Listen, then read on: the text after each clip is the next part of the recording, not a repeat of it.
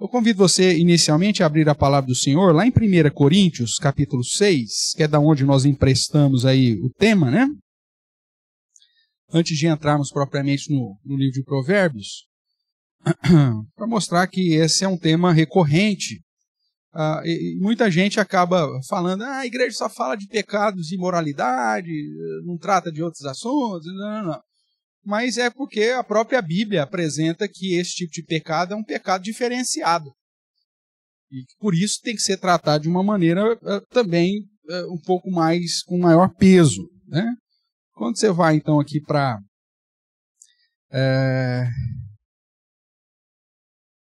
1 Coríntios, que ele está tratando sobre a sensualidade condenada a partir do verso 12, né? E ele vai trabalhar isso depois até lá no capítulo 10.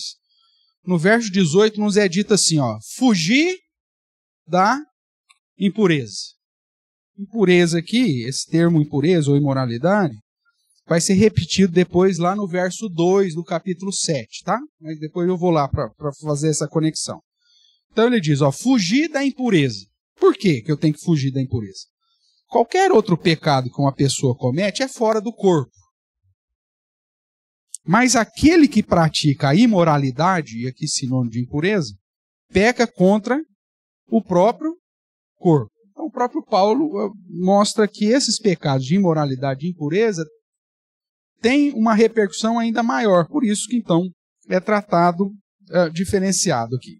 O verso 19 ele continua, acaso não sabeis que o vosso corpo é santuário do Espírito Santo, que está em vós, o qual tendes da parte de Deus, e que não sois de vós mesmos, porque fostes comprados por preço?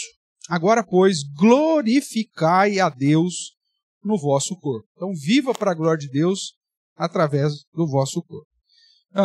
E o argumento que ele vai nos apresentar aqui é que a imoralidade, a impureza, a prostituição, né, que está tudo implícito aqui, né, é um pecado que gera uma consequência contra o nosso próprio corpo e contra o próprio Deus, uma vez que o nosso corpo é santuário do Espírito Santo. E ele vai falar dessa impureza como prostituição e imoralidade, prostituição, adultério, quando lá no verso 15 ele diz assim, não sabeis que os vossos corpos são membros de Cristo? E eu, porventura, tomaria os membros de Cristo e os faria membros da prostituta, membros de meretriz? Absolutamente não. Ou não sabeis que o homem que se une à prostituta forma um só corpo com ela? Porque, como se diz, serão os dois uma só carne. Paulo apresenta aqui um argumento, não só o que eu já citei, de sermos santuário do Espírito Santo, de ser um pecado contra o nosso próprio corpo, e contra a comunhão com o próprio Deus, de um modo mais perto, mais próximo, mas também porque o pecado de imoralidade, ele gera uma aliança com o pecado. E ele usa o termo aqui, usado lá na criação, na formação da família, quando deixa, pois, o homem, pai e mãe, né, se une à sua mulher, tornando-se os dois uma só carne. Então, esse ato da sexualidade aqui apontado é um ato de selo, de aliança. E ele diz, olha, quando você se une à prostituta, você está entrando em aliança. Você está se formando um só corpo com ela. E isso é uma abominação muito grande. É um desprezo muito grande da lei, da próprio pacto, da criação e da instituição que Deus deu da família. Por isso, acaba peso a mais. E não só isso, toda a Escritura vai mostrar que Deus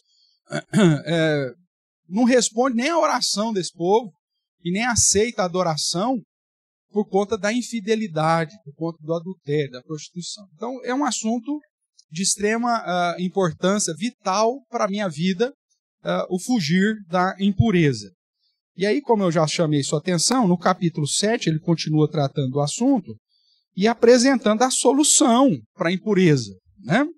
Então, o verso 2 do capítulo 7, ele diz, mas por causa da impureza, é o mesmo termo lá do 18, né? Fugir da impureza.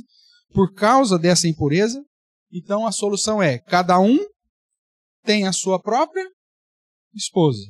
E cada uma tem o seu próprio marido. Ou seja, o casamento, na perspectiva bíblica, é visto como um instrumento de solução para fugir da impureza. E aí no verso 9 ele ainda diz, caso porém não se domine, né, que se casem, porque é melhor casar do que viver abrasado. Então, algo que a nossa geração tem desprezado, né, que é a considerar o matrimônio como digno de honra, e o leito sem mácula também, as pessoas não querem casar mais, as pessoas não querem formar família mais, e eu fico pensando o que esse povo fica fazendo com os hormônios deles, né? Porque os seres humanos, eles têm desejos carnais, naturais. Aí o cara não quer casar. Tá bom, meu amigo, o que você vai ficar fazendo? Brincando de dedão? Né? Não, só tenho um namorado e a gente fica brincando de pegar dedão. Me engana que eu gosto. Né? O ser humano, ele precisa de alguém. Não somos robô. Né? Então, existe uma necessidade de afetividade. Não é bom que o homem esteja só. É lógico que Paulo aqui no verso 1 vai dizendo que dentro da perspectiva dele é melhor que o homem não toque mulher, e o contexto que nós sabemos é um contexto de perseguição, que ele vai deixar isso claro um pouquinho mais à frente. E talvez essa seja uma situação para de fato levar em consideração, né? Porque viver um contexto de perseguição, como eles viviam, né, dos judeus, e depois piorou ainda com o Império Romano, você fugir com família é muito mais difícil do que você fugir sozinho. Mas, desconsiderando esse contexto, a Bíblia diz, casa. O problema é não casar. O casamento, inclusive, é, como nós vimos aqui, uma solução para não gerar impureza, para não gerar as práticas que são condenadas pela palavra do Senhor. E, inclusive, os que estão casados,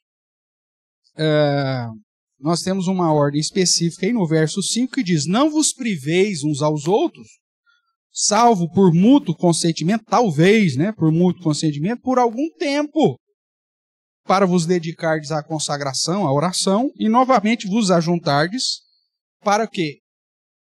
Para que Satanás não vos tente, por causa da incontinência.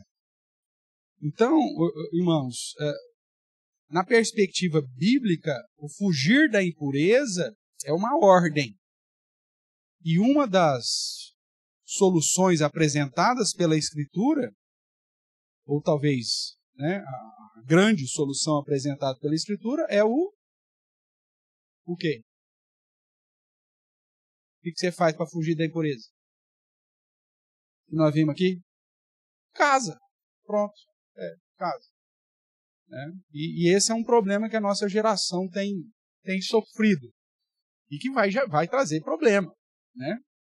Vai trazer problema e que vai gerar imoralidade em todos os sentidos. Nós temos visto o crescimento da impureza, da imoralidade, da prostituição e uma série de coisas. Hoje, por conta da internet, o cara, dentro do quarto dele lá, o cara vive lá fechado lá e vive em prostituição, em promiscuidade, em adultério e tudo mais.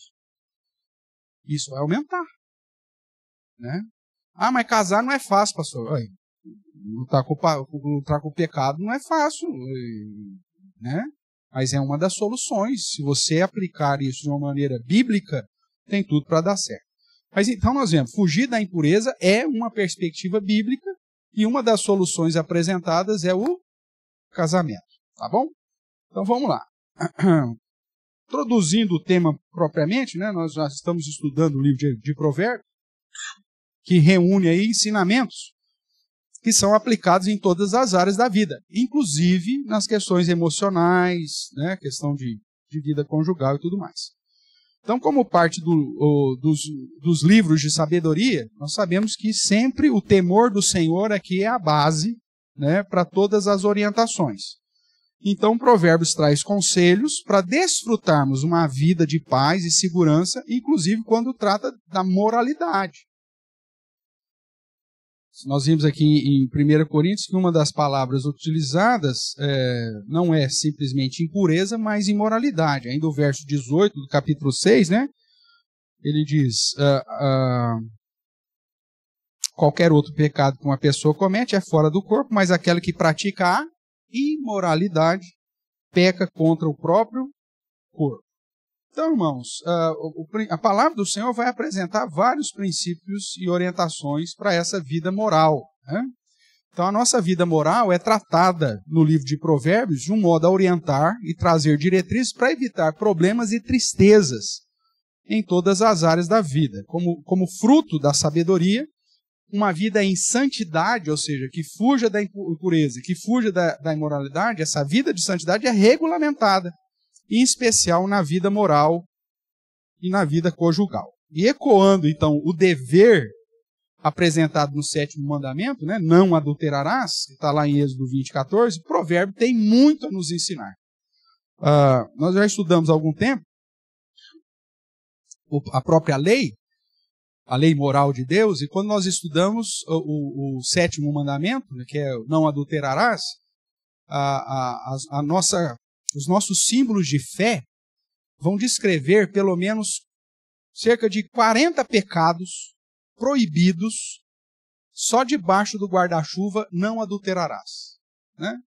Se você não se lembra, procura lá depois a aula sobre a lei, eu não lembro nem como era o título lá, mas que a gente estuda sobre os 10 mandamentos. Você lembra? Eu não lembro. Está lá. Então, sobre o 7º mandamento, e aí, ou então você pesquisa na própria confissão de fé, em especial nos catecismos, o catecismo maior, que trata o que é proibido no 7º mandamento. Você pesquisa lá, o que é proibido no 7º mandamento. E aí você tem uma relação com os textos correspondentes, cerca de 40 práticas pecaminosas que se enquadram na quebra do 7º mandamento, ou seja, que é considerado adultério na perspectiva bíblica. Então, é um assunto importante e que Provérbios tem muito para nos ensinar. Olhando, então, lá para o livro de Provérbios, que é o nosso objetivo, né, nesse curso, olhar aí para as orientações e diretrizes, nós vamos ver, tanto no capítulo 5, 6 e 7, de um modo mais concentrado, além de outros versículos, inclusive o capítulo 2 já tratou disso, né? Que sintetizam princípios de sabedoria que reforçam a máxima que digno de honra entre todos seja o matrimônio, bem como o leito sem mácula. Ou seja, que reforça a ideia de que na visão de Deus o matrimônio é algo benéfico, é algo que tem que ser considerado digno de honra. E a fidelidade conjugal é exaltada. Então, Provérbios vai trabalhar com isso. E aí, como eu estava dizendo, né, em dias que as pessoas acabam desprezando o casamento ou vivendo um casamento de modo infiel, e influenciado por um contexto aí que já vem aí há 50 anos, pelo menos, 50, 60 anos, né, a chamada revolução sexual dos anos 60, o liberalismo das décadas subsequentes, né, da década de 70, 80, o neoliberalismo contemporâneo, cada um faz o que quer, vive do jeito que quer, estabelece a moral que quer, e um contexto mais próximo das defesas aí de ideologias que buscam simplesmente o prazer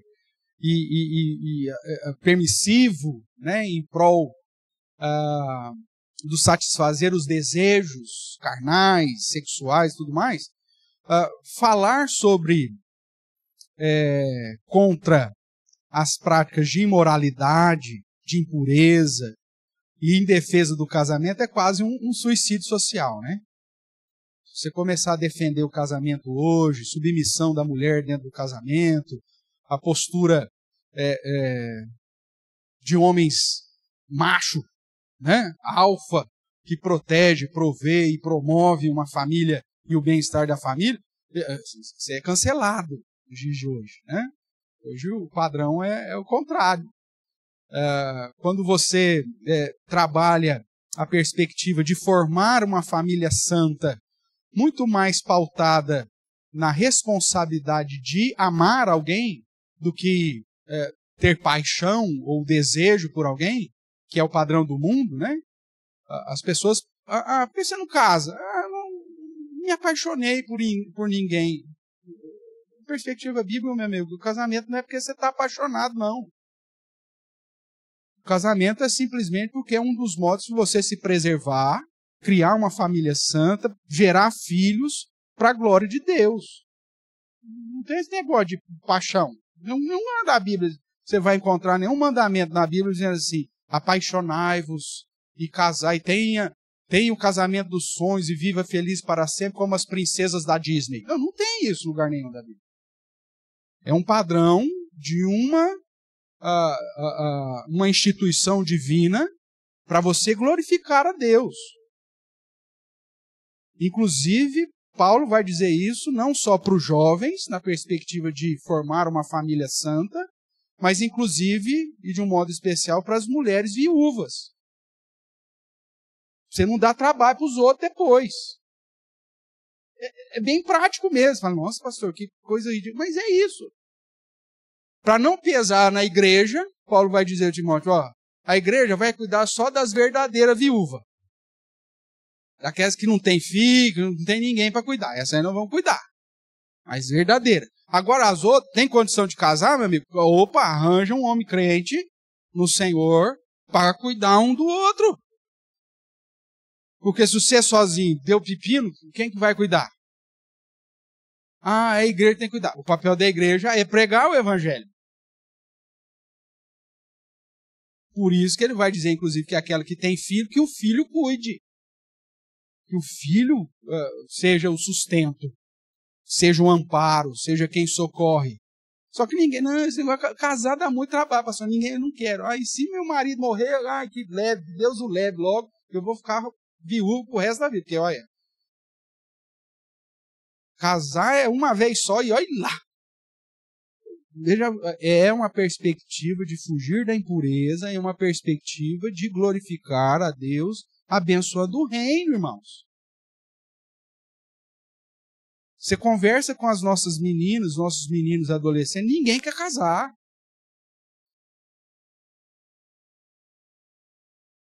Todos eles têm um projeto de serem ricos e sozinhos. Eu tenho um professor universitário, né?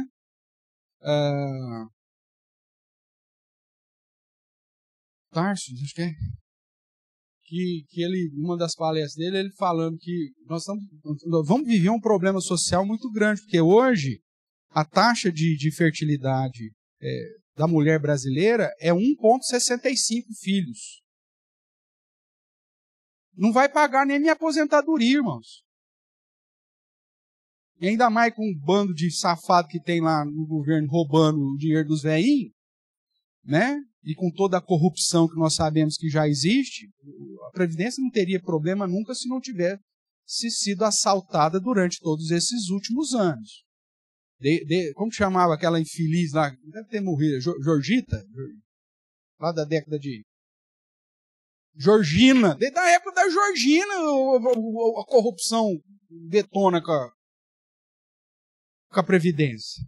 E ainda se você não tem gente nascendo para ser a força de trabalho daqui 20 anos, para contribuir, nós vamos receber aposentadoria de quem? Do Papa? De jeito nenhum, vai dar trabalho. Porque ninguém mais quer casar e ninguém mais quer ter filhos. Houve um tempo que as pessoas tinham lá vários. Hoje você tem 3, você é um alien.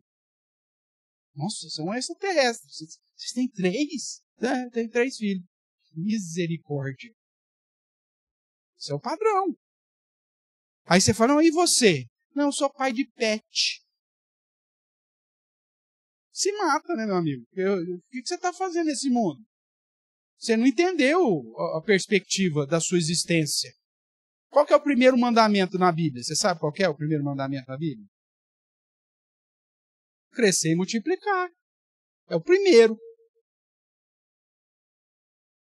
E tem gente que não multiplica, né? Porque 2 vezes 1 dá quanto? Daria 2. Mas não, pessoal, só tem 1, já tá bom, pastor. 1 já tá bom. Você não multiplicou, você diminuiu. Porque eram 2 pais, agora já tem um filho. Esse cara não vai ter irmão, esse cara não vai ter a perspectiva de ser cunhado de ninguém, dos filhos dele ter primo, de uma série de situação. E sem falar que quem tem um tem nada, hein? Quem tem um tem nada. Depois que vai, casa, sabe lá o que vai virar, né? Você fica desamparado. Então não é o padrão bíblico. Márcio, presbítero Márcio.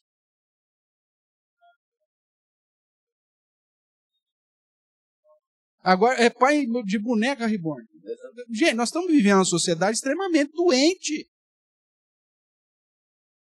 E o problema é que essas doenças todas sociais estão entrando na igreja. Hoje as igrejas, as churches da vida, é cultinho para adulto.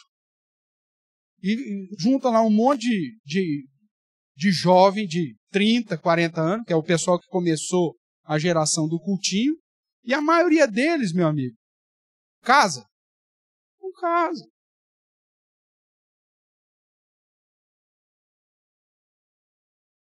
Ou quer viajar, né? Aí você vai, mas por que você não casa? Ah, porque eu não apaixonei. Amigo, a Bíblia não fala de paixão, não. Essa questão é uma influência, inclusive, da revolução sexual aí da década de 60. Os meninos são cada vez menos homens e as meninas cada vez mais homens.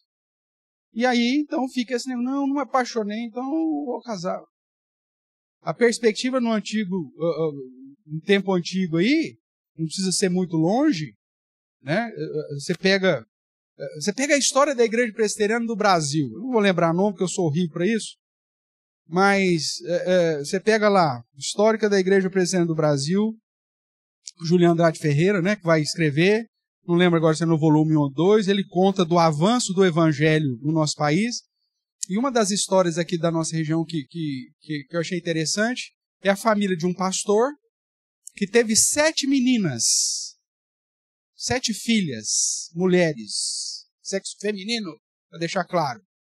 E aí, o nosso historiador diz que essa família foi uma bênção, porque os missionários, os homens que vinham solteiros, podiam escolher de 7. Olha que maravilha.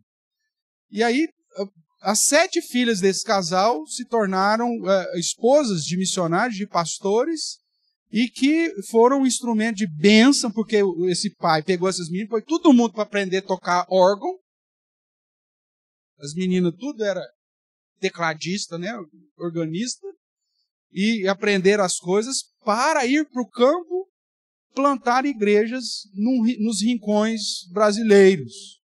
E aí o texto vai dizer, eu vou procurar isso depois lá e vou compartilhar essa história com mais detalhes, mostrando aí a importância disso. Era assim que as famílias falavam, não, vamos ter filhas, Deus só me deu filho, não tem problema, mas nós vamos abençoar o reino. Porque tinha aquela visão, inclusive, que filho homem era melhor do que ter filha mulher. E o nosso historiador mostra justamente o contrário, que a bênção de ter filhos mulheres para justamente formarem famílias santas, piedosas, para abençoar o crescimento da obra evangélica na nossa região. Hoje, a gente não pensa dessa forma. Hoje, se seu filho fala assim, pai, eu quero ser missionário, você fala, pelo amor de Deus, faz até sinal da cruz.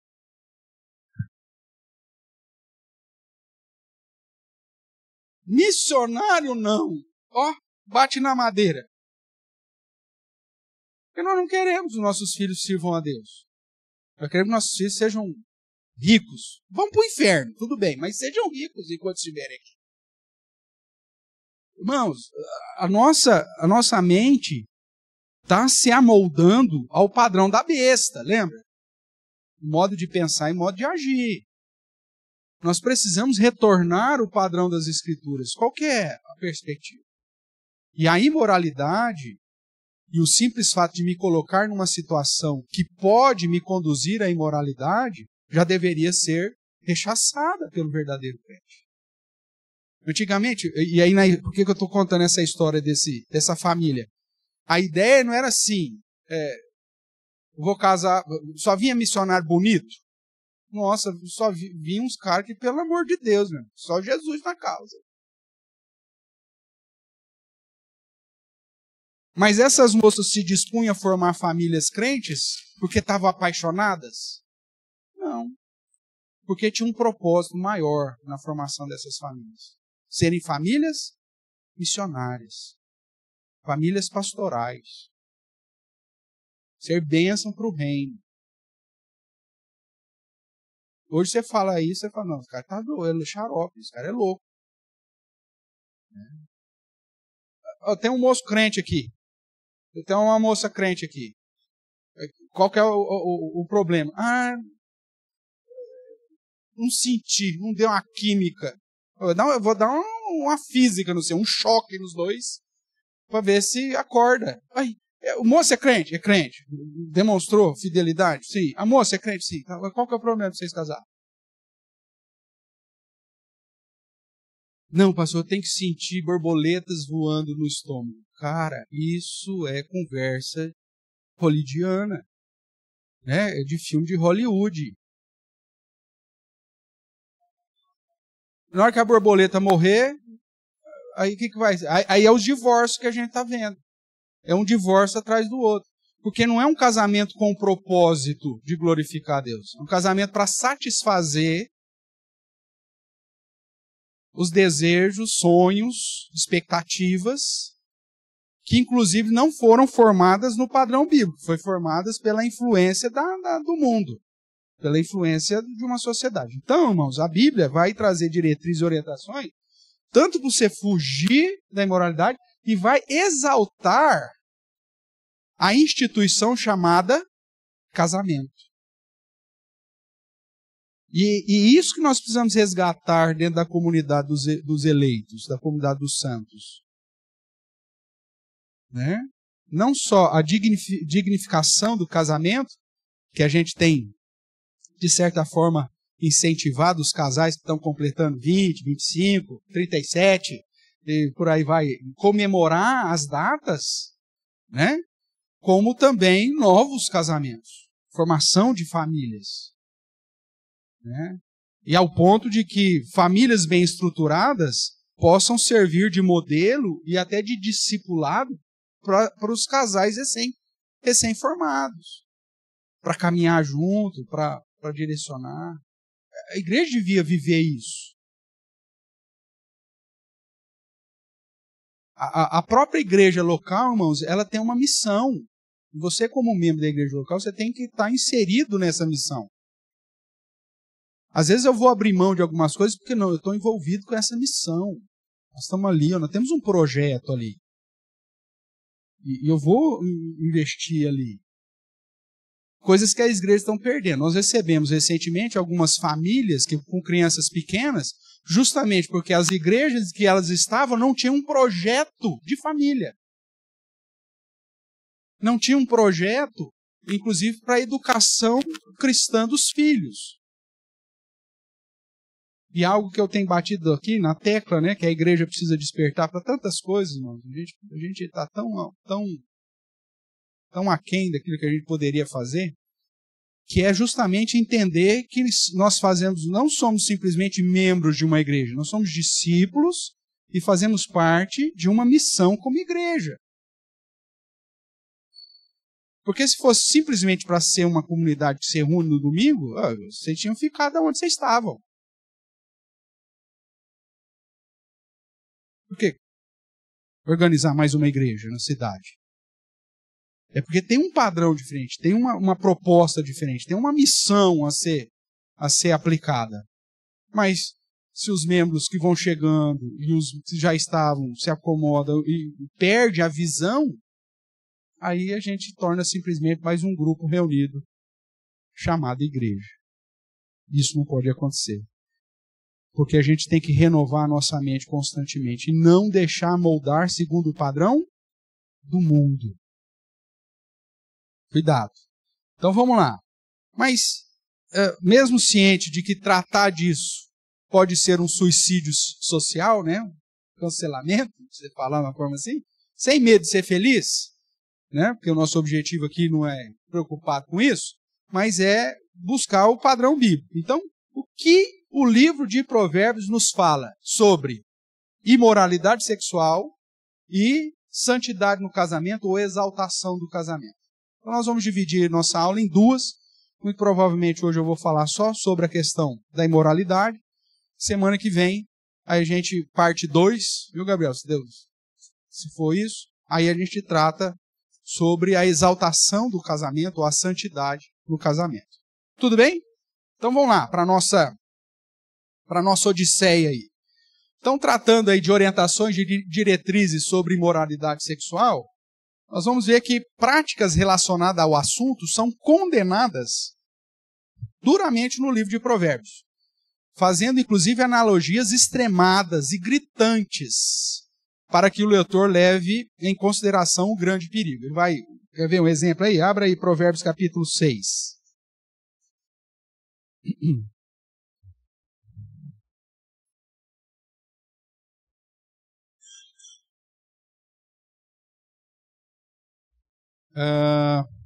Verso 27.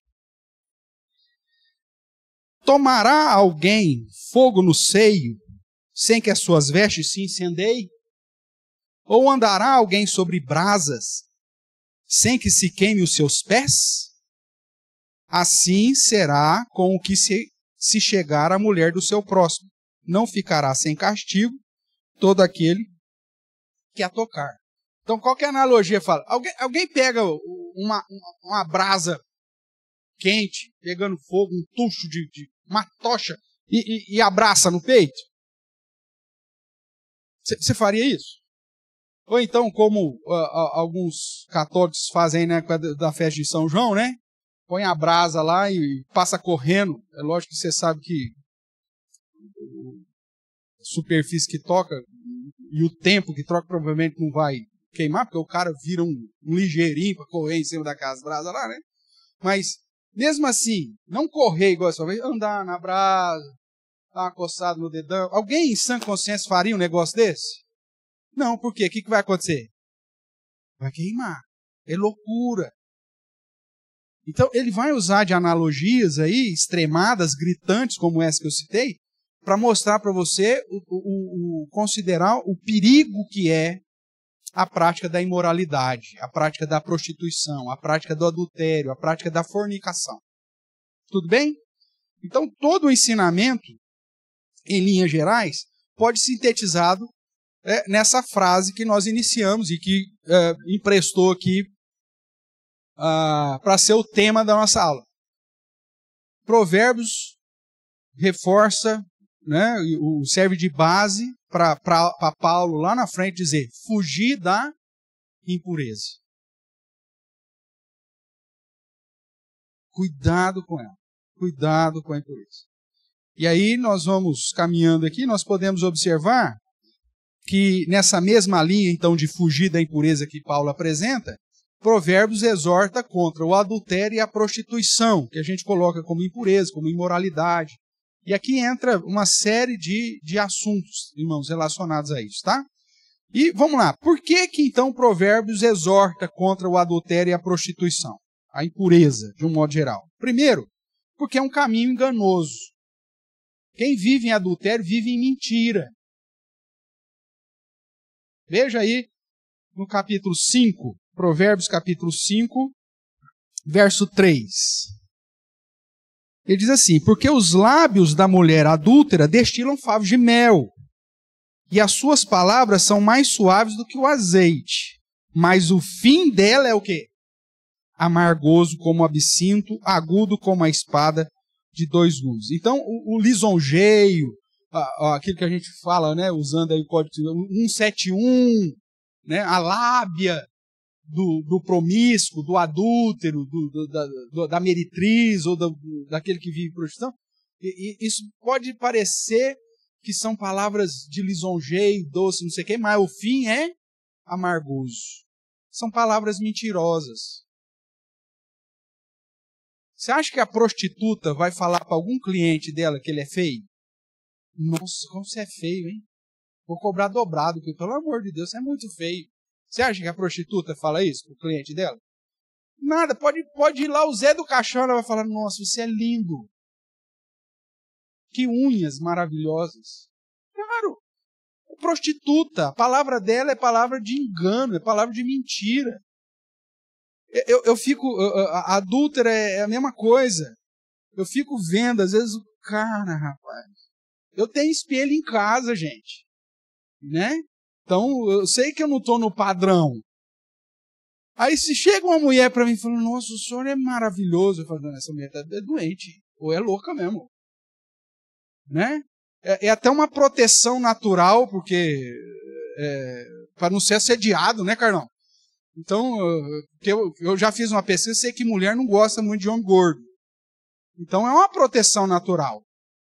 Né? Se você tá em forma bonitão, você acaba correndo risco. Mas, então, se uma mulher chega para mim e fala assim, nossa, mas que pedaço de mau caminho, eu falo, não, essa mulher tá cega. Mas você acha que a adúltera vai chegar e vai falar assim, nossa, o senhor tá acabado, hein? Olha, a vida foi dura pro senhor. Olha, Você acha que ela vai falar isso? Não, ela é mentirosa. Por isso o caminho de adultério, de promiscuidade, é enganoso, é mentiroso. Esses velhos que pensam que tá abafando as moças adúlteras novas, chegam nos caras, ai, você é meu pedaço de mau caminho. Aí o cara larga a mulher e vai. Rapaz, você acha que ela realmente acha que você é bonito?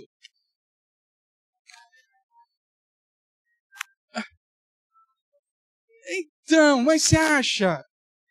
E você acha que ela fala para não, eu tô contigo só por causa do dinheiro, porque você é velho, feio, não sei o que. Não fala. A adúltera, ela vai falar palavras enganosas.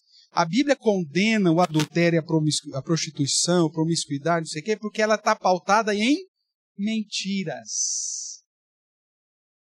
Veja ainda aí, capítulo 7 de Provérbios. De 1 a 5. Filho meu, guarda as minhas palavras, conserva dentro de ti os meus mandamentos. Guarda os meus mandamentos e vive. E a minha lei como menino dos teus olhos. Ata-os aos dedos, escreve-as na tábua do teu coração. Dize a sabedoria, tu és minha irmã, e ao entendimento chamas tua parente. Para ti guardarem da mulher o quê? Da mulher adulta, da mulher alheia, da estranha, que faz o quê? Lisonjeia com palavras. Ela vai falar que você é a manga rosa dela, vai falar que você é o tigrão, vai falar... É tudo mentira, é lisonjas, é enganação. Porque, na verdade, meu amigo, ela está de olho no seu din-din. Ou em algum benefício que, porventura, você vai ter. Esse dia, até por causa da aula, pesquisando isso, você acaba vindo algumas histórias, você pesquisa lá, você tal, e começa a vir, né? A história de uma moça, 20 e poucos anos, que casou com um senhorzinho de 90. E ela diz, ele é meu príncipe. E aí, toda a história, quem acompanhava, estava na cara que ela estava casando porque ela ia ficar com a herança. Só que aí a história é engraçada, né? Ela morre num acidente de carro, antes do velho. A mentira não deu certo. Agora, você acha que são palavras verdadeiras, irmãos? Não, são lisonjas, são mentiras, são palavras doces, mas o fim é amargoso. No caso, o fim amargoso foi para ela, mas a pauta é essa. A Bíblia condena e fala, cuidado com o adultério, cuidado com a prostituição, porque isso está pautado em mentira. Capítulo 7 ainda, verso 10 em diante. Eis que a mulher lhe sai ao encontro com vestes de prostituta. E astuta é enganoso. Ela é astuta de coração. É apaixonada, inquieta. Irmãos, não tem como eu não lembrar de um caso vivido, né? E você também vai lembrar desse caso vivido, né? Não posso citar nomes, mas você vai saber do que eu estou falando. É isso aqui que eu tenho para você. Infelizmente, o Dom Juan de Marco, ou Dom de Flores, não sei qual dos dois, né? Caiu na astúcia. Porque, meu amigo, adultério e prostituição é caminho enganoso. É pautado em mentiras, em astúcia. E ele diz assim, eis que a mulher lhe sai ao encontro com veste de prostituta, com roupas atraentes, com roupas chamativas. É astuta de coração. É apaixonada e inquieta. É uma pessoa cujos pés não param em casa. Ora estás nas ruas, ora nas praças, espreitando por todos os cantos. Aproximou-se dele e o beijou. Ela é atiradinha. E de cara impudente lhe diz, ela até dá uma cara de piedade, né? Sacrifícios pacíficos tinha eu de oferecer, paguei hoje os meus votos. Ou seja, Deus que me deu você. É Deus que nos uniu.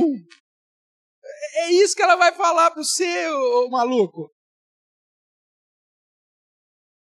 Ela vai falando, Deus nos uniu na maternidade. Ela vai falar isso para você. Onde você estava, eu te procurei a minha vida toda. Larga desse tribufu que é sua mulher, porque eu sou a mulher da sua vida. É isso que ela vai falar. E o Toyoba acredita. O que mais? Deus nos deu isso, né? Por isso, saí ao teu encontro a buscar-te e te achei. Já cobri de colchas a minha cama, de linho fino do Egito. Eu sei que vai pagar depois desse livro. De várias cores. Já perfumei o meu leito com mirra, aloés e cinamomo. Sei que vai pagar também. Vem, embriaguemo-nos com as delícias do amor, até pela manhã. Vai gastar dinheiro com remedinho também, porque até pela manhã, né? Gozemos amores. E ela diz, porque o meu marido não está em casa, saiu de viagem para longe. Levou consigo um sactel de dinheiro, só por volta da lua cheia ele tornará para casa. E seduziu com as suas muitas palavras, com as lisonjas dos seus lábios, o arrastou. Então, por que Provérbios exorta contra a adultério e a prostituição? Porque a prostituta, a adúltera, a alheia, ela vai usar desses argumentos das lisonjas e da sedução com palavras para te arrastar.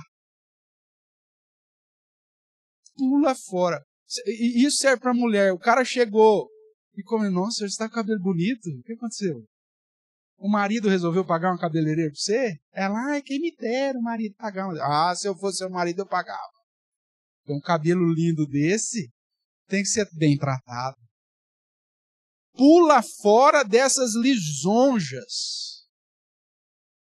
Isso é conversa de Satanás. A Bíblia condena, diz, é esse tipo de estratégia que o adúltero, o prostituto vai usar. Pula fora. Fugir da impureza. Fuja da impureza. No nosso tempo. Então, o primeiro motivo, porque ele está fundamentado em engano, em mentira. Tudo bem até aqui? Vamos lá ainda no capítulo 30, verso 20.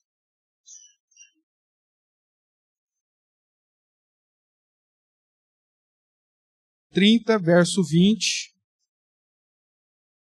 Tal é o caminho da mulher adúltera. Come e limpa a boca e diz, não cometi maldade. Era mentirosa, irmãos. Caminho de adultério e promiscuidade e impureza é caminho firmado em mentira. Come, limpa, não, fui eu não. É pautado em falsidade. Então, fuja. Esse é o primeiro ponto. Tudo bem até aqui? Tá.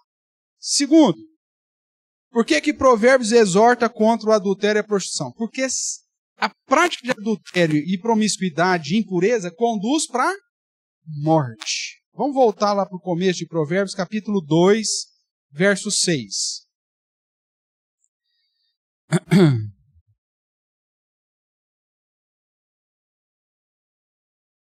É de 6 em diante aqui, deixa eu ver aqui onde que ele vai.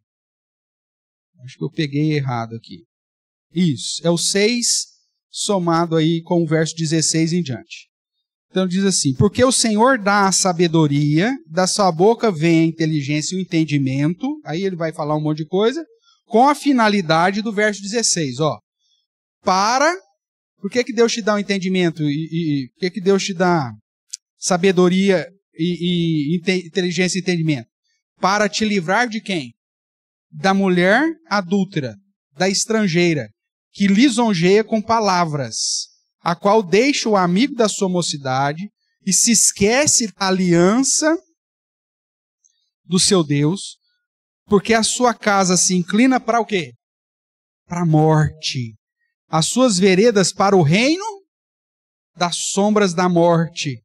Todos os que se dirigem a essa mulher não voltarão e não atinarão com as veredas da vida. Então, o provérbio vai dizer assim, ó, foge da mulher que lisonjeia com palavra, que está mentindo para você, porque é caminho de morte. Te conduz para a morte. É um caminho sem volta. E não são poucas as histórias de gente que morre literalmente por causa de traição, de adultério, de prostituição. Tem um caso assim que mexeu comigo. Quando eu morava em Jabuticabal, eu tinha um comércio lá, quando estava plantando a igreja, e um comerciante ali próximo da gente, muito bem sucedido, inclusive, a esposa ficou grávida e teve bebê, então ficou aquele período de resguardo, e o cara, ímpio, né, procurou uma casa de prostituição. Né? E aí foi para essa casa de prostituição, chegou lá, arranjou uma moça lá, e tinha um cara que era apaixonado naquela moça lá. E a moça, a prostituta, desprezou o cara, porque o cara estava lá todo dia lá, era rato de bordel, né? E foi ficar com o cliente mais bem sucedido. O cara se sentiu desprezado, foi lá no carrinho dele, no fusquinha dele lá, pegou lá uma arma, invadiu o quarto que estava a prostituta e o comerciante e matou os dois. Na época lá de Jabuticabal, saiu isso no jornal? Então, imagina. É caminho de morte, meu amigo. Pula fora desse negócio. É caminho de morte. A Bíblia está dizendo, está te orientando, está dizendo, já pula fora. Não caia na lábia da lisonja, porque te conduz à morte. Capítulo 5, verso 5. Os seus pés descem o quê? A morte. Os seus passos conduzem no quê? No inverno. E aqui ele está falando da mulher adulta. Veja aí o verso 3. Ó. Porque os lábios da mulher adulta destilam favos de mel, as suas palavras são mais suaves do que o azeite, mas o fim dela é amargoso como absinto, agudo como espada de dois gumes. Os seus pés descem à morte e os seus passos conduzem-na ao inferno. Então pula fora disso. Capítulo 6, 29. Assim será com o que se achegar a mulher do seu próximo. Não ficará sem castigo todo aquele que a tocar. Capítulo 6, verso 34. Porque o ciúme excita o furor do marido, e não terá compaixão no dia da vingança. Não se contentará com o resgate, nem aceitará presentes, ainda que sejam muitos. Ou seja, o marido traído, meu amigo, você vai acabar com a sua vida. São tantas e tantas histórias que apontam para aquele que foi mexer com a mulher alheia é caminho de morte. Capítulo 7, verso 22. Ele num instante a segue, como o boi que vai para onde? Um matadouro, como o servo que corre para a rede. Até que a flecha lhe atravesse o coração, como a ave que se apressa para o laço, sem saber que isso lhe custará o quê? Custará a vida. Agora, pois, filho, dá-me ouvido, se atenta às palavras da minha boca, não se desvie o teu coração para os caminhos dela. Dela quem? Essa mulher adúltera aí, né? A prostituta. E não andes perdido com os seus caminhos ou nas suas veredas. Porque a muitos feriu e derribou, e são muitos os que por ela foram mortos. A sua casa é caminho para onde? Para a sepultura. E desce para as câmaras de morte. Meu amigo, vida de adultério, de prostituição, de promiscuidade, de impureza, é uma ladeira certa para a cova. Por isso que Provérbios diz, fuja da impureza, fuja desse negócio. Cuidado com isso, cuidado com a conversa, cuidado com as lisonjas, cuidado com os elogios que não são pertinentes. Cuidado em inclinar o seu coração para essas conversas de adultério, de prostituição. É ladeira para a cova. É caminho de morte. Ainda no capítulo 22, 14, Provérbios vai nos dizer: cova profunda é a boca da mulher estranha, aquele contra quem o Senhor se irá cairá nela. Então veja, Deus larga por si só, ele vai acabar caindo na conversa da mulher estranha, da mulher adulta, da mulher prostituta, e isso é cova profunda. Capítulo 23, verso 27. Pois cova profunda é o quê? É a prostituta, poço estreito, a alheia, a adúltera. Então, é caminho de morte, conduz para a morte. O provérbio vai dizer, pula fora da promiscuidade, do adultério, da impureza. E aqui não entra só adultério e prostituição, entra toda a prática de promiscuidade.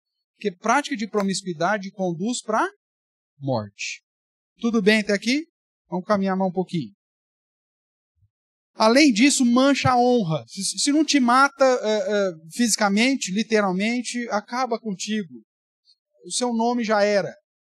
Capítulo 5, Provérbios 5, verso 8 e 9.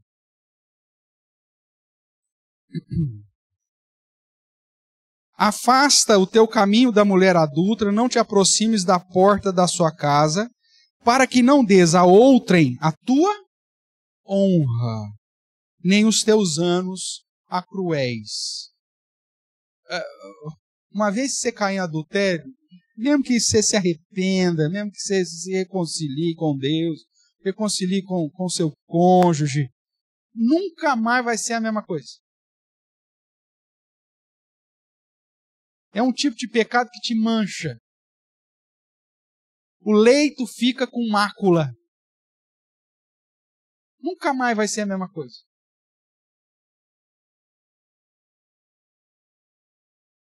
Então não entra nessa conversa que vai manchar a sua honra. Vai te custar muito caro esse negócio. O que mais que é dito? O verso 32 e 33 do 6. Capítulo 6, 32. O que adultera com uma mulher está fora de si. Só mesmo quem quer o quê? Arruinar-se é quem pratica tal coisa. Achará açoite e vergonha, infâmia. E o seu opróbrio, a sua vergonha, nunca se apagará. É um negócio que te mancha pro resto da vida. Porque até o dia que você morrer, a amante vai aparecer no velório. As pessoas vão comentar. Mudou, né? Depois que ficou mais velho, mudou, mas nossa, aprontou tanto, né? Era um safado, miserável. Andava tudo quanto é mulher. Não podia ver um rabo de saia, esse miserável aí. Nossa, coitada da fulana, sofreu com essa... Ainda bem que morreu. É isso. Vamos falar. E com justiça ainda. Porque a sua vergonha nunca se apagará. Seu opróbrio nunca se apagará. Então, o provérbio diz, gente, não entra por esse caminho, fuja da imoralidade, da impureza, da prostituição, do adultério, porque isso, além de ser um caminho de engano, que é pautado em mentira, conduz para a morte e mancha o teu nome, mancha a tua história. Você pode até depois tentar fazer de tudo para mostrar que você mudou, que não sei o que, sempre vai ter lá um ranço. Sempre vai ter uma manchinha. Sempre vai ter uma pulga atrás da orelha. Então, cuidado. Além disso tudo, traz prejuízo financeiro. É óbvio, né? Você vai ter que pagar o linho do Egito lá, os perfumes. Não é fácil você bancar uma vida de adultério, de prostituição. Mas vamos ver lá, capítulo 5, verso 10. Ele está falando, o verso 8, afasta o teu caminho da mulher adulta, não te aproxime da porta da sua casa, para que não des a outrem a tua honra, nem os teus anos a cruéis. E aí ele vai reforçar o que significa esses teus anos a cruéis. Para que dos teus bens não se fartem os estranhos, e o fruto do teu trabalho não entre em casa alheia, e gemas no fim de tua vida, quando se consumirem a tua carne e o teu corpo.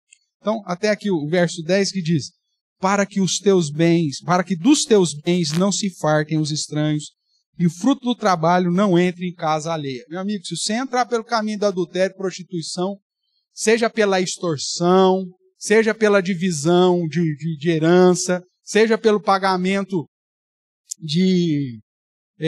como chama? Quando você tem um filho seja pelo pagamento de pensão para o bastardo, isso vai acabar com os seus bens, meu amigo. Por mais dinheiro que você tenha, isso vai trazer problema. Agora, o que eu fico mais impressionado é que os pés de chinelo adulteram, velho. Se o cara não tivesse muito dinheiro, fala, não tem problema, eu estou dando dinheiro para dar, não estou preocupado com os meus bens, sou rico pra caramba. Mas não, é tudo pé de chinelo. O cara não tem um gato para puxar pro rabo, tem 2 mulheres. E um filho com cada uma. Como vai ser a história desse cara? O cara tem que morrer cedo mesmo, porque senão ele não vive. Vira e mexe se escondendo, porque tem mandado contra a pensão que não paga, vai ser preso e não sei o quê. Não consegue trabalho fixo, porque se tem trabalho registrado já vem descontado.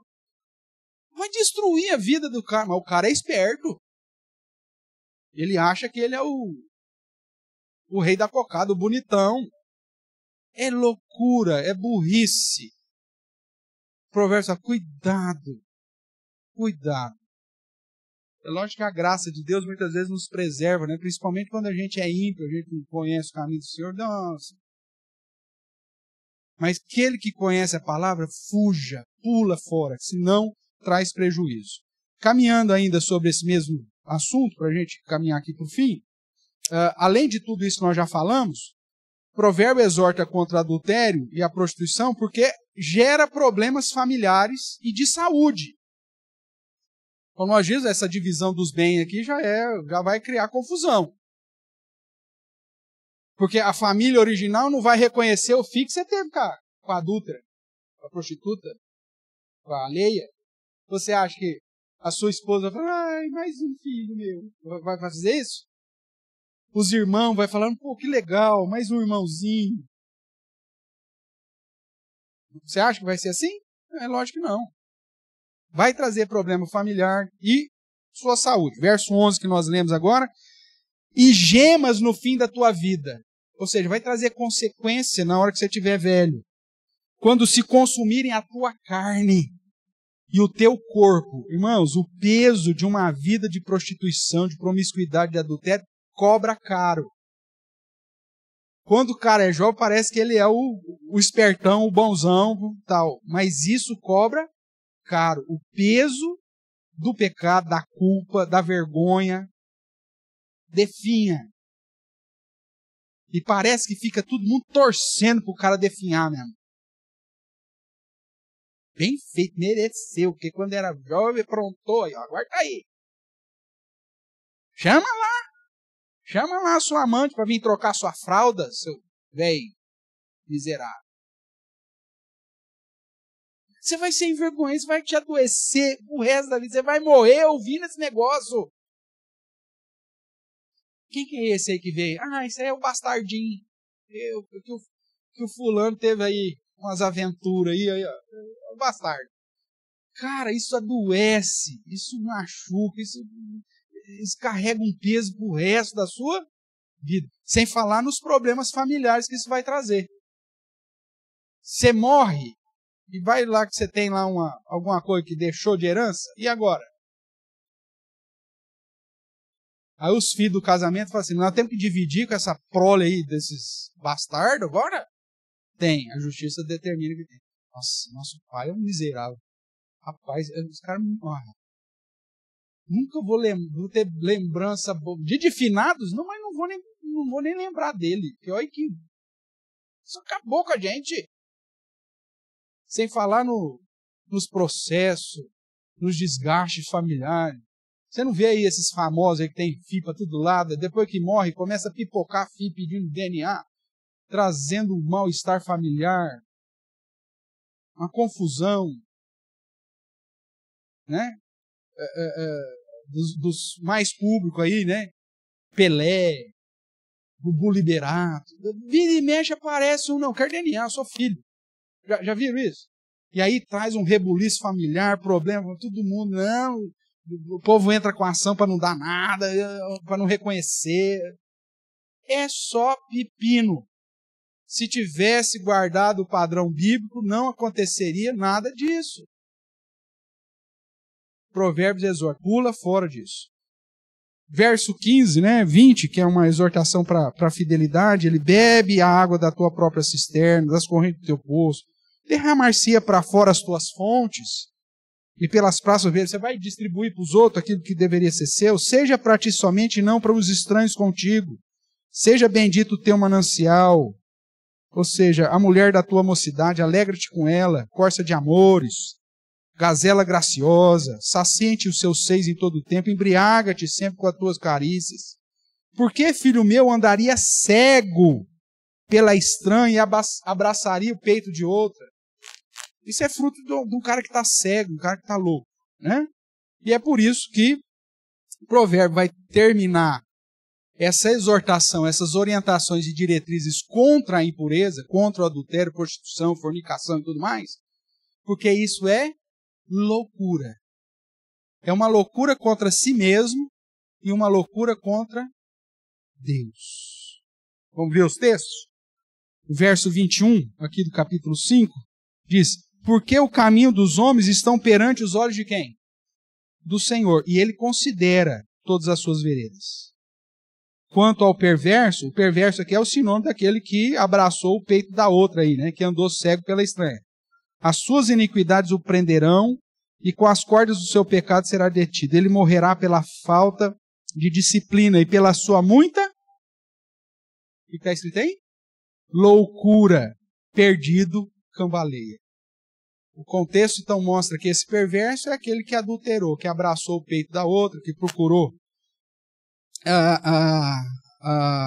que estava cego pela estranha e que desprezou a mulher da mocidade, onde ele deveria suprir as suas necessidades de carícias, de amor, e vai para a estranha, e isso vai conduzir ele para um caminho de loucura, de perdição, porque faltou disciplina, faltou domínio próprio, faltou disciplina aqui nesse contexto. Morrerá por falta de disciplina. Faltou o cara ter uma postura. É loucura. O cara que não tem um padrão, ele está fora do padrão, ele está louco. Então, O provérbio vai dizer, pula fora, fuja do adultério, da prostituição, da imoralidade, da impureza, da fornicação, porque isso é loucura. Você vai trazer prejuízo para si e é uma loucura contra o próprio Deus. Capítulo 6, verso 20. 6:20 diz, filho meu, guarda o mandamento do teu pai, não deixa a instrução da tua mãe, atas perpetuamente ao teu coração, pendura-os ao pescoço. Ou seja, se você despreza o bom senso, você é maluco, né? Quando caminhares, estigará, quando te deitares, te guardará, quando acordares, falará contigo. Porque o mandamento é lâmpada, instrução, e as repreensões da disciplina são o caminho da vida, para te guardarem da vil mulher, das lisonjas da mulher alheia. Não cobices no teu coração a sua formosura, não te deixes prender com as suas olhadelas. Por uma prostituta, o máximo que se paga é um pedaço de pão, mas a adúltera anda à caça de vida preciosa. Tomará alguém fogo no seio, sem que as suas vestes se incendeiem? Ou andará alguém sobre brasas, sem que se queime os seus pés? Assim será com que se achegar a mulher do seu próximo. Não ficará sem castigo todo aquele que a tocar. Ou seja, irmãos, é louco. Quem que anda sobre brasa? Quem que pega um tucho, sei lá, um tanto lá de palha pegando fogo e abraça? Nossa, eu gosto tanto de fogo. Ai, vou dar um abraço. Quem que faz isso? É alguém que está fora? Está fora de si. Está louco. E veja que aqui ele amplia, né? Não é só mais as conversas, mas é as olhadelas, é a formosura. Fuja disso. Não fica olhando a beleza das mulheres, né? Não, mas eu só estou olhando, viu, pastor? Mas começa assim. Tiago vai dizer que o pecado começa com a cobiça, né? Que te seduz e te atrai. Depois ela dá a luz ao pecado. Ela te engravida e dá a luz ao pecado. Mas começa assim. Você começa a ficar olhando para a beleza da alheia, que não é sua. Aí ela vê que você está olhando demais, ela retribui o olhar. Aí te prende nas suas olhadelas. Isso é trazer fogo para o peito e andar sobre brasa. É loucura, gente. Foge disso, foge da aparência do mal.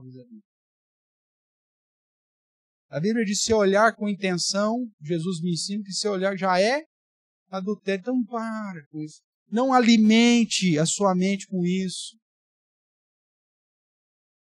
A sua vaidade. E ela olhou para mim diferente. Aí você acha que você é o cara o rei da cocada. Ou então, nossa, você viu como ele está olhando para você? Sempre tem uma amiga que instiga o prender das olhadeiras. Nossa, você viu como que o fulano está olhando para você? Você prestou atenção? Nossa, você viu como que ele te trata? Pula fora desse tipo de conversa. É armadilha. Tanto para o homem quanto para a mulher. O que mais? Verso 32 do 6. O que adultera com uma mulher está o quê? Está fora de si. Só mesmo quem quer arruinar-se é que pratica tal coisa. É loucura. Capítulo 7, verso 6. Porque a janela da minha casa, por minha grade, olhando eu, vi entre os simples, aqui o simples é o tolo, o toioba, descobri entre os jovens um que era carente de juízo, que assim não, que era xarope, que era louco, e que ia e vinha pela rua, junto à esquina da mulher estranha, e seguia o caminho da sua casa. Veja, o cara sem juízo, o cara que é simples, e simples aqui é sinônimo de babaca mesmo, o xarope, o cara que acha que é alguma coisa, ele vai atrás da casa da prostituta, da alheia, da adúltera, vai cair na rede. Mas isso é falta de juízo. Fica em casa, você não tem o que fazer, fica em casa. Mas vou dar uma volta. Esse negócio de dar uma voltinha, a gente já sabe pelo de Jó, quem que gostava de dar uma volta, de dar uma voltinha, né? Fui dar uma volta pelo mundo. Lembra quem que foi dar uma voltinha? Esse negócio de dar voltinha, fui rodear a terra. Onde você foi? Fui dar uma voltinha. Esse negócio nunca acaba bem. Se você perguntar para o seu marido onde foi, ele disse que foi dar uma voltinha, abre seu olho. Se você perguntar para a sua esposa onde você estava, fui dar uma voltinha. Abre o seu olho. Porque todo mundo que vai a algum lugar. E geralmente com alguém. Então não tem essa história. Onde você foi? Fui dar uma voltinha. Para com isso.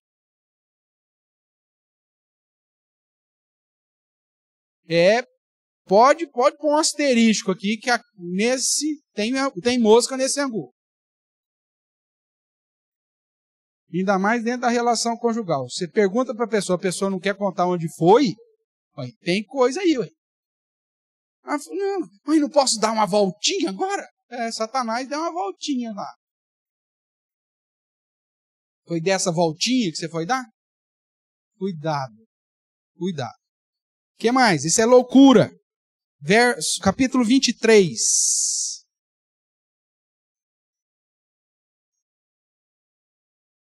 Capítulo 23, verso 26.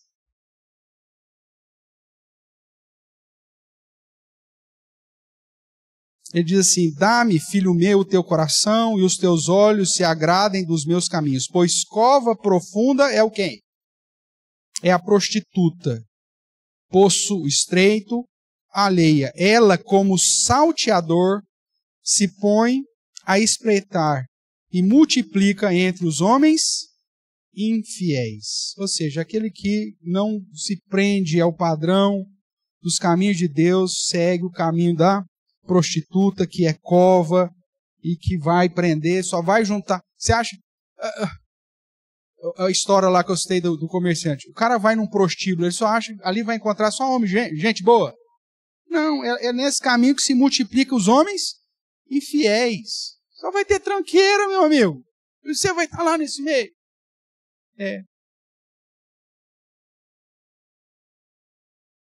Aí você pensa, não, mas eu não vou no prostíbulo, eu vou no motel. Dá na mesma. É ambiente, você sabe que a polícia tem direito de entrar, né? Se ela julgar que está acontecendo alguma coisa lá, não bate nem na porta, já arromba.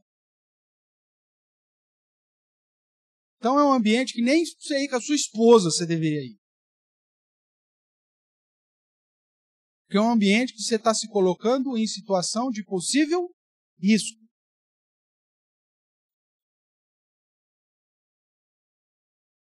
Ainda mais se for com a amante.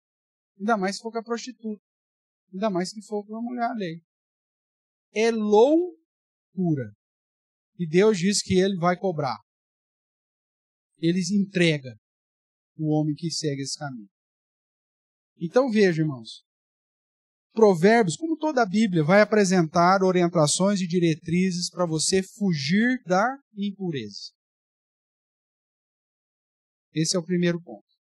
E se Deus permitir, na semana que vem, aí nós vamos ver que Provérbios, da mesma forma que Paulo faz, apresenta como solução para você não seguir esse caminho de impureza, é a santidade no casamento. Mas isso é assunto para a semana que vem, se Deus nos permitir, na aula 8, parte B. Então, só recapitulando aqui, deixa eu voltar o slide aqui. Por que você tem que pular fora de uma vida de promiscuidade, prostituição, adultério, fornicação, impureza, imoralidade? Caminho baseado na mentira, um caminho enganoso. Conduz para a morte, mancha o teu nome, te traz prejuízo financeiro, gera problemas familiares e de saúde, e é loucura contra si e contra o próprio Deus que instituiu a família. E Ele vai saber julgar esse negócio. Se você observar aí, ó, acho que o último texto que eu não li, nós lemos, mas passou aqui batido, que é capítulo 5, que é aquele que diz, né, porque andaria cego pela estranha, abraçaria os pés de outra, verso 21, porque os caminhos do homem estão perante os olhos do Senhor, e ele considera todas as suas veredas. Quanto ao perverso, as suas iniquidades o prenderão, e com as cordas do seu pecado será detido, morrerá pela falta de domínio, e pela sua muita loucura, perdido, cambaleia. Deus está olhando tudo. E Deus vai julgar. É isso que vai dizer, inclusive, Malaquias. Que Deus odeia o infiel. E que será o julgador. Ou como diz Hebreus, capítulo 13, verso 4. Digno de honra entre todos seja o matrimônio, bem como o leito sem mácula, porque Deus julgará o impuro e o adúltero. Lembra desse texto? Dessa forma, Deus julgará o impuro e o adúltero. Então isso é loucura. Seguir esse tipo de caminho é caminho de loucura. Contra si próprio e contra o próprio Deus. Perguntas, irmãos?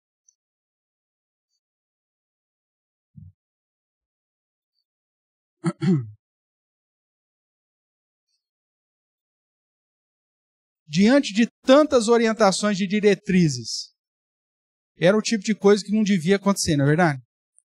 Mas é algo que acontece, irmãos, e com uma frequência assim triste. Inclusive dentro da comunidade dos crentes.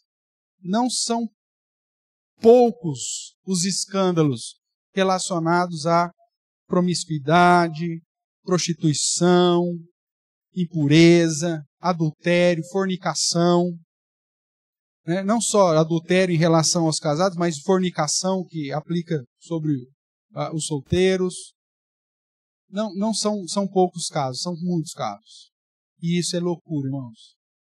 Isso traz consequências para o resto da vida. Então, a melhor maneira é fuja disso. Fuja da impiedade. Fuja da imoralidade. E aí a solução bíblica é pense em relação a assumir um compromisso conjugal, a formar uma família dentro do padrão bíblico de santidade no casamento. E a semana que vem nós vamos reforçar esse padrão, apesar de ser uma voz na contramão, né? Infelizmente. Mas é o padrão que a Bíblia apresenta.